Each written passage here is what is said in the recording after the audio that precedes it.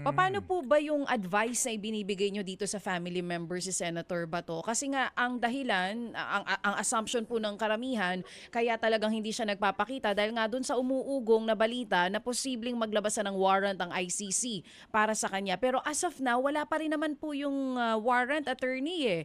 Dun po ba sa huling ugnayan ninyo, ano po ba ang naging advice ninyo? Magparamdam siya, magpakita siya, paano po?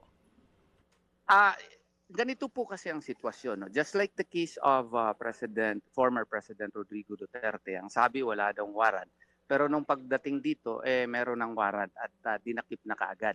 No? So the authorities were not so clear in so far as the existence of the warrant. It was only revealed when he already landed in NAIA in Terminal 3. If my memory serves me right, kasi nandun ako nung panahon na yun eh.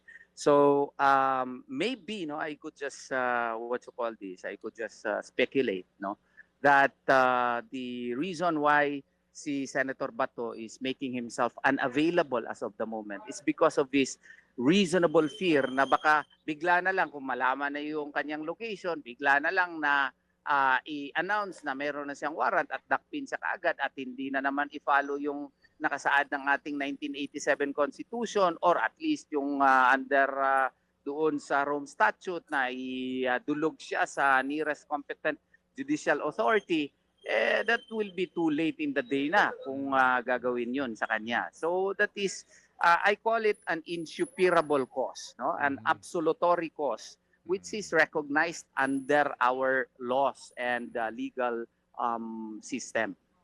So sa madaling salita, wala po kayong tiwala sa gobyerno dito sa mga sinasabi na wala pa ring arrest warrant dahil baka ang gawin kay Senator Bato ay yun nangyari kay dating Pangulong Duterte. Ganun po. Ako yun.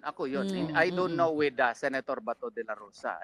Sa akin, ako, may reasonable fear din ako na baka gawain yun. But it does not mean that I do not trust the Philippine government because the judiciary is part of the Philippine government likewise. So, what you call this, I trust the judiciary, especially the Supreme Court. But insofar as the executive department is concerned, hindi masyado.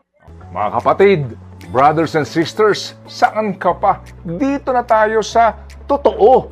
Dito na tayo sa True FM. Mga kapatid, mag-subscribe and follow po kayo sa social media accounts ng True Network PH. Yan po kami, hanapin nyo lang True Network PH, Facebook, Instagram, YouTube, TikTok, and podcast. Mapa Apple or Spotify man yan, mahahanap nyo kami. Lahat ng mga napapanood at napapakinggan nyo po sa programa, nasa social media accounts namin yan. So paano mga kapatid? See you sa social media!